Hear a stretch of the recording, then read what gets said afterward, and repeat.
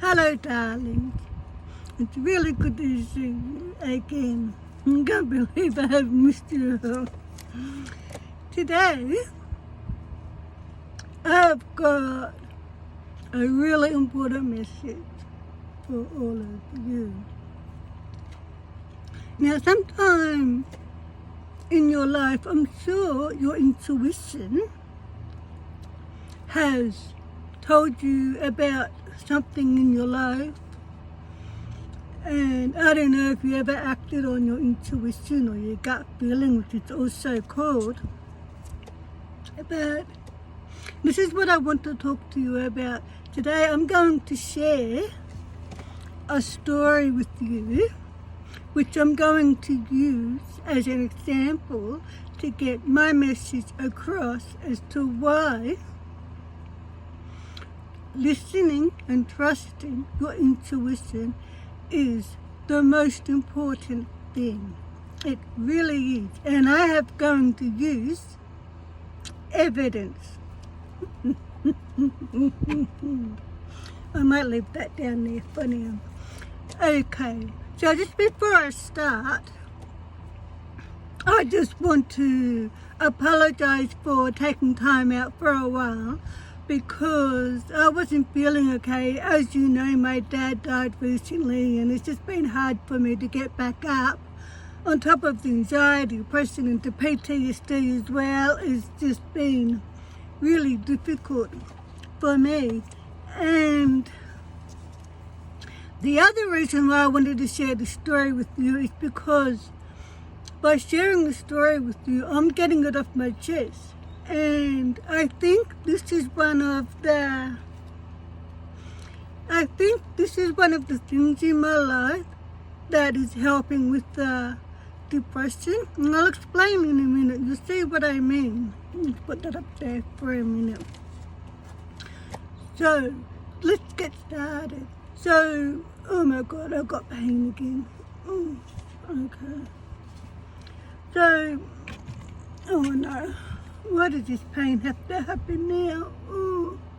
And I've got tumors in my uterus, and oh, when they hurt, they hurt. And all of a sudden, they're hurting now, and haven't been hurting all day. It's like as if they know. Anyway, so what happened is, my girlfriend, well actually, she was one of my best friends. I'm not going to mention any names. And we were best friends for about 45 odd years. That's because we were best friends since about grade 1 in primary school. I mean, we did everything together. We went everywhere together. You know, we went to high school together. And she became my sister-in-law for 22 years as well. Because how I met my ex-husband was via her. Because her new boyfriend, who that she ended up marrying, was my ex-husband's younger brother. And that's how we met. So, you see? So, I mean, out of all the people that you think you can trust, would be your best friend, or one of your best friends, right? Well, that's what I thought. So anyway, while I was married, like she's still married, I think, but while we were married, while I was married, I mean, she saw what happened. She knew what I went through. She knew I nearly died. She knows how violent and abusive my ex-husband is. Oh, I hope this pain doesn't last too long. And that's what I couldn't believe about it, because after I got divorced, she contacted me, which I have here, by text message, explaining how she wanted to be friends again, just like how it was before we got married. And I asked her, do you promise? And she said, yes, I promise. And at first it felt like old times, you know. So we were started talking again and hanging out again, and I went over to her place and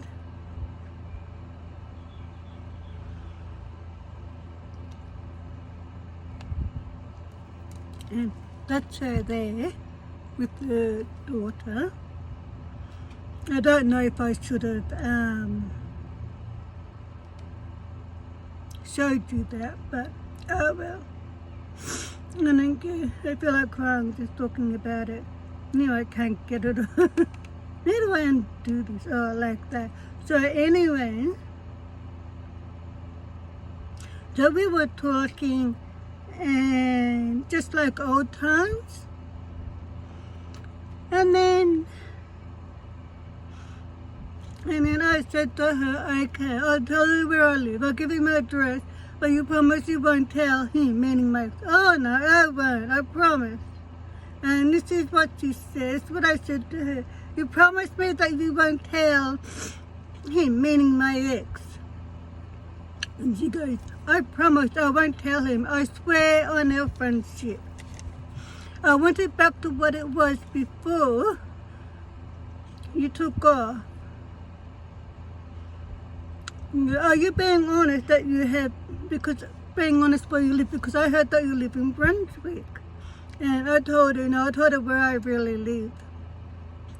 So here she is saying that she promises. Look, I hope you can see that.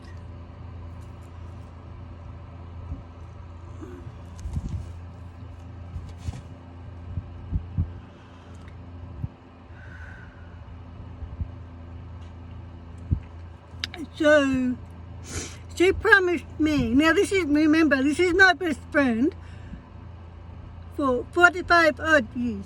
22 years of those we were sister-in-laws as well as best friends, ever since we were little.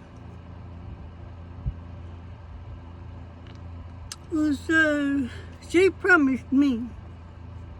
Now, after a while, my intuition started to tell me that there's something's not right, something's off. And even though I wasn't sure what that was, I mean, I should have listened to my intuition when my intuition told me, like, stop being friends with her, because if I had have done that, I would have saved myself a lot of trouble, meaning because I'm going to find the text message. There's so many of them. I want to show you. So I'm going to go back up to the top again.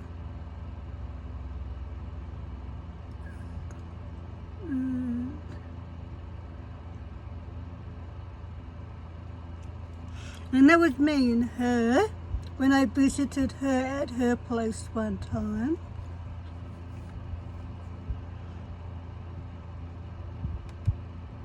Now, I mean, if your best friend promises you, of course you're going to think,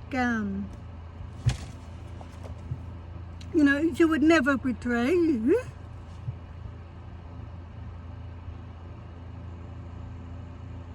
I just couldn't believe it. So, anyway, I'm going to move these up. So,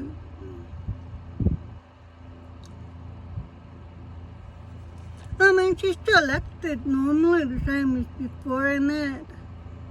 But it's just that this gut feeling was just kept telling me, like, something's not right, something's off. Don't be friends with her. And I couldn't figure out or understand it. And anyway, I had this feeling that she was,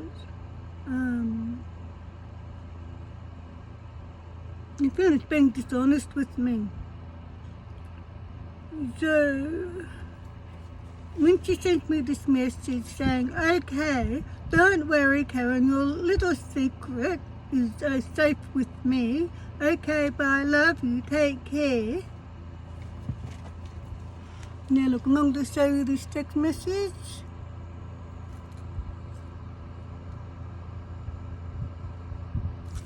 Okay, I hope you could read that properly. Okay, so here she is telling me, whatever I tell her, she's not going to tell my ex, and, you know, and here she's telling me things like, you know, well, I don't want to talk to him, he's a drama queen, and blah, blah, blah. So anyway, that intuition feeling was getting stronger as time went by, probably because I wasn't really paying enough attention to it as much as I should have. So anyway, she sent me a message one day while I was at work.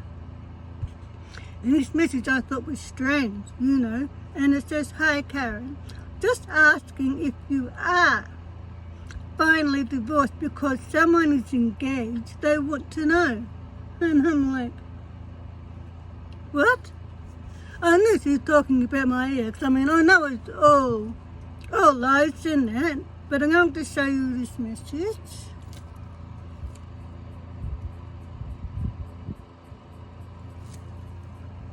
Now, this is where I started to think about my intuition.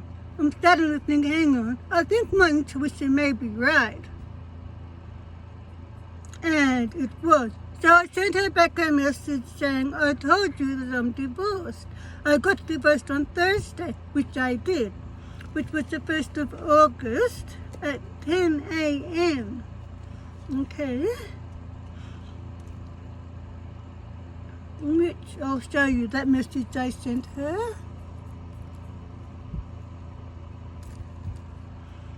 Okay, now I couldn't believe how quickly she sent me back a message. It was almost straight away.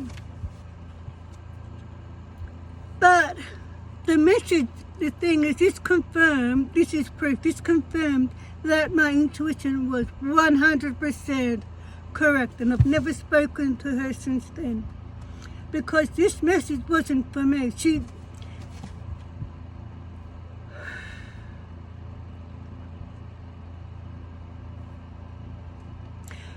didn't even realize that she sent this message to the wrong number.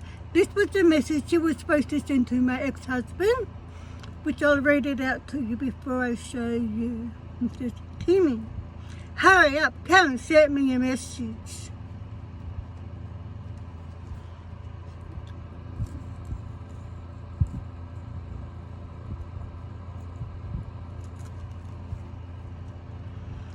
So, about a week later, I decided to send her a message saying, look, I know the truth. I don't want to be friends with you anymore, which I wrote, "Hi Jenny. I just called to say that from now on, I'm not your friend anymore, because I know that you've been telling me. And I just want to say, please don't contact me anymore." So I'm going to show you this message.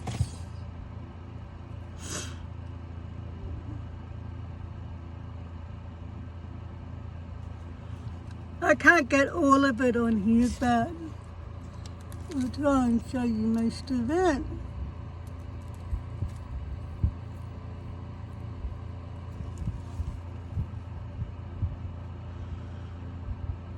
And she sent me back a message, and all she said was, "And?" I couldn't believe it. I'm thinking, and what? And then I sent her back a message, giving her the finger saying two-faced. And that was when she started with her nastiness. And she goes, "Oh, you're good to be," what is it? Yeah, "You're good to be talking. See you later." And then she sent me another message a couple of minutes later saying, "Oh, come on.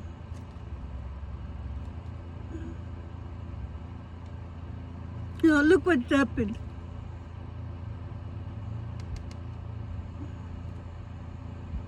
Let me go back in. There it is. Saying do not contact her husband at all. I don't care if you see him on the street, okay? Leave him alone. He does not want to know you.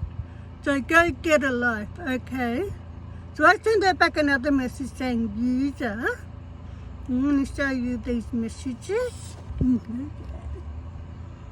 I might turn the phone around this way a bit. You can see that.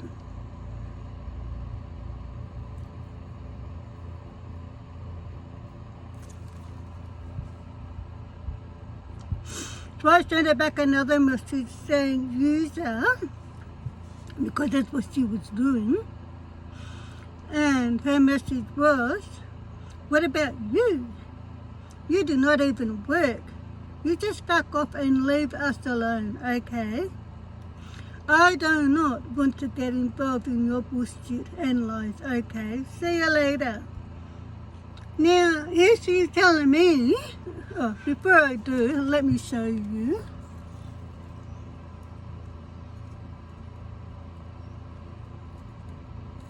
So here she is telling me, accusing me of lying. When she was around, who sent me this message, hi Karen, just asking if you are finally divorced because someone is engaged and they need to know.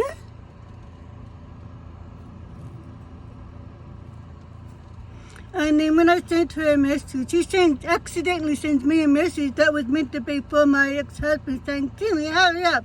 Karen sent me a message. Look at that. Look at that. And here she is accusing me of calling her a liar. And I've got the evidence here. I have kept this.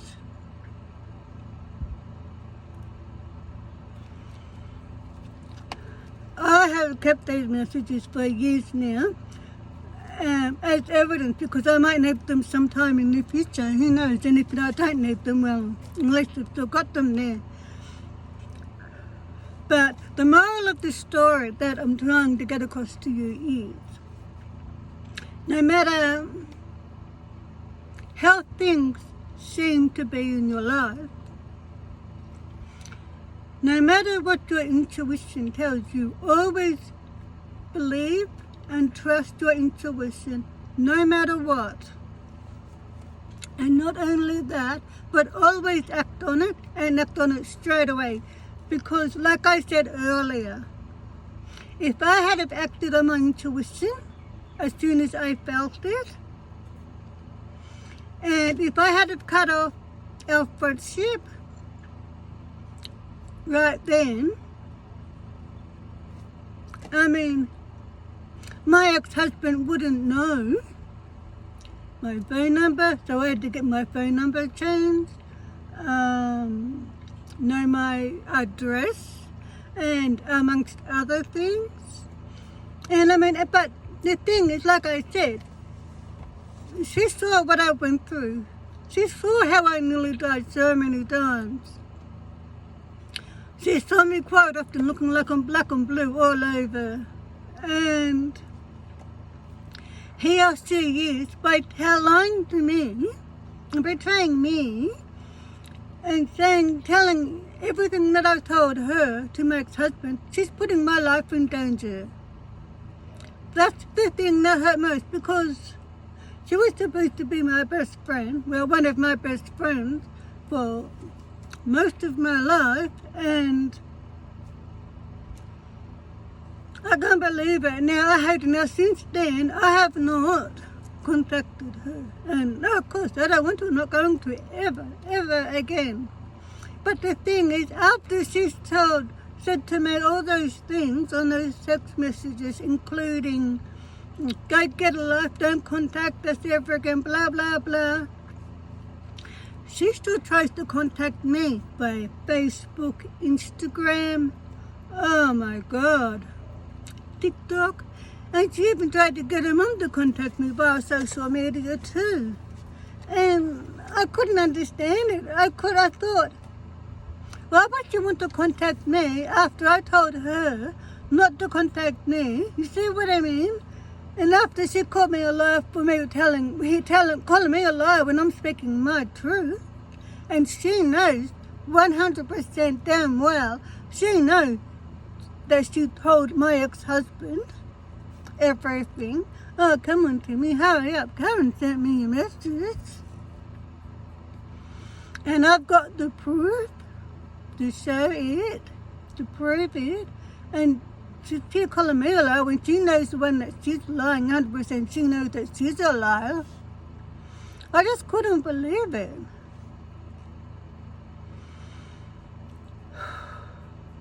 I think I need a cup of coffee. Oh, good, that pain's gone away, Lynn. That's a lot more comfortable. So that's my message for today. And I think it was important for me to get this message off my chest so I can move on. Because since that happened, even though it was a few years ago now, but since then, that has just been weighing down on me like a heaviness, which I just want to get rid of, you know. So I'm hoping I can get my energy back soon and start feeling better soon, because I don't like feeling like this. I mean, because of my anxiety, and it makes me nervous, and because of my depression, it drains all of my energy. Because of the post-traumatic stress disorder, I can't get a good night's sleep. You know, it was just terrible. And that's what I mean, because the only reason why I have all this is because of the violence that I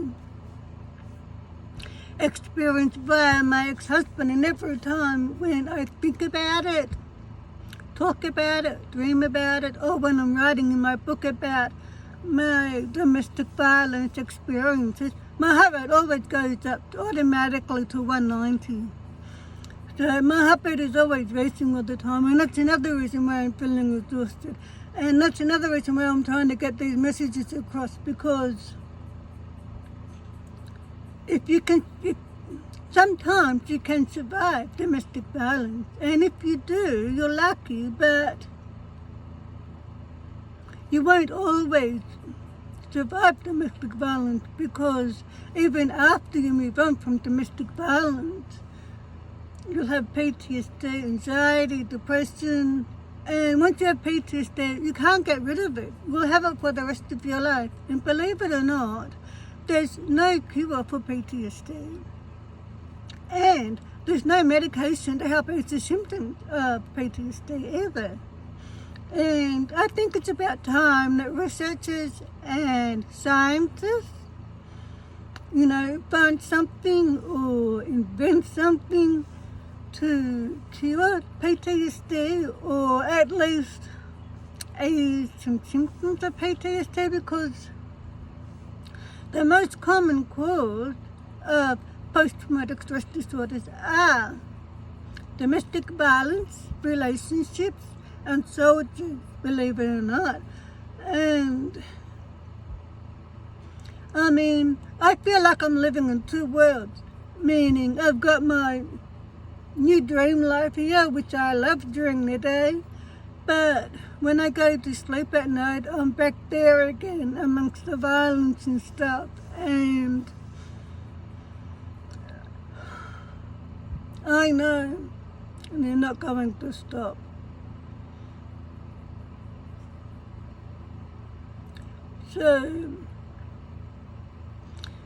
So if we don't have a cure for post-traumatic stress disorder, and if we don't have any medication for it, then the best thing you can do is to not get it. Logical, isn't it? But how do you avoid getting post-traumatic stress disorder? Well, I mean, I know you can't help it if there's a natural disaster or something like that. But, okay, sometimes there are things you can't control. However, there are things you can control, like your relationships. And my answer is simple. It would be that when you see the very first red flag or warning sign in your relationship, that you get out of that relationship immediately, you know. Look, it doesn't matter if you've been in that relationship for a year, 3 years. It doesn't matter if you've been in there for a few months. When you see that first red flag or warning sign, get out of that relationship immediately. And by doing that, not only will you be dodging a bullet, but you will also be saving yourself from abuse later on, as well as getting disorders like PTSD and other disorders like anxiety and depression and that. So, my motto is prevention is better than cure, which it really is, but it's also cheaper too, because if you can avoid preventing something from happening, whatever that may be, then you are also preventing costs that may materialize from that, meaning medical fees, ambulance, doctor fees, and so on. So if you can avoid getting into a domestic violence relationship, I mean, it's hard to tell at the start. You can't tell, because your new partner always acts nice. You'll always see them on their best behavior in the beginning. It's later on when you start to see them change. And as soon as you start to see that change, that's it. Go. Trust me. I know. And I know a lot of other people who know too. And I'm telling you, it's not worth it. Because even if you do move on and survive a domestic violence relationship, like I said, you're still going to be stuck in that. Anyway, because like I am, it's not worth it, and then you have intrusive thoughts and so on. You just can't get a break. So that's my message for today. That is the moral of the story for today. Is always listen and believe and trust your intuition. It's always right, no matter what happens. I mean, your intuition is there to protect you, to help you and to guide you. So it's not going to lie to you, is it? So, and also to act on it straight away. As soon as you feel that intuition telling you whatever, if your intuition is telling you to end the friendship, then you end that friendship, no matter what. Never ever question your intuition, because it's always accurate, no matter what. And by doing that, you are keeping yourself in a safe place. Okay? You see what I mean? And another way you can save yourself is by, I'll leave that on, looks better.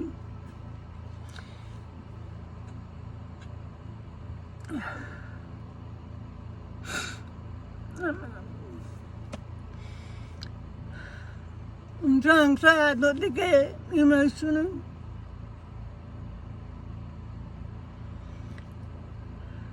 But it's really hard for me to talk about domestic violence and everything that goes with it, but I have to, because I want you and other people to learn and to know, so that you don't have to go through it and other people can avoid experiencing it and stuff, because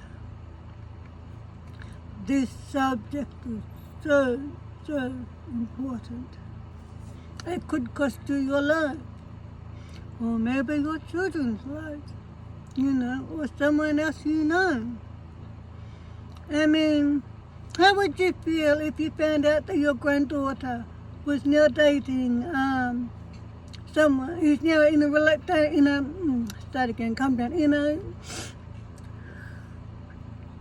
domestic relationship, knowing that she's being heard and bashed by her partner? How would you feel?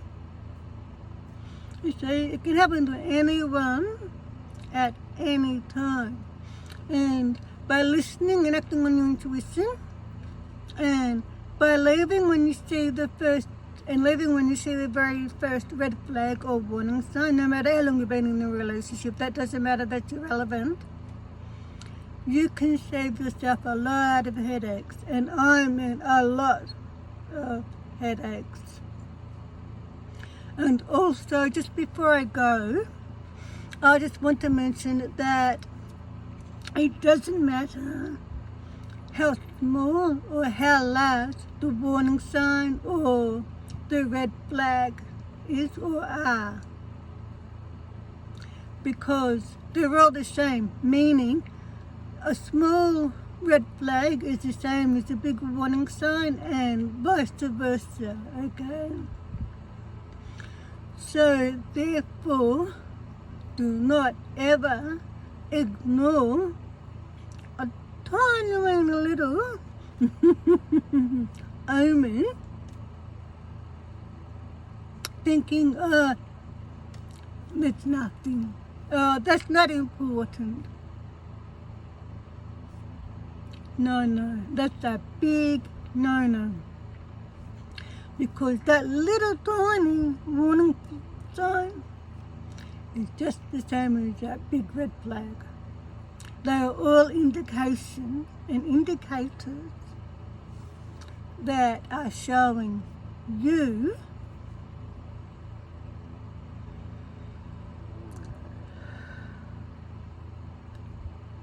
that you are going to be abused later on. It could happen straight away, you know. It could happen later on.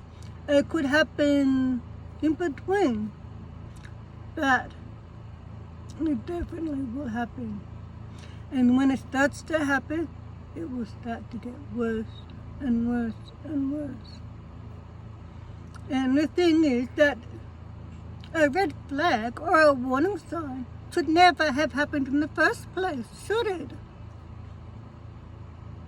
So, as you've seen the first change in your partner, that's it. Go. And certainly don't believe him when he says to you, oh, I'm sorry, I didn't mean it. I've got to let you go. Because he's lying to you. He does mean it. Just like how my supposed to be so-called best friend lied to me.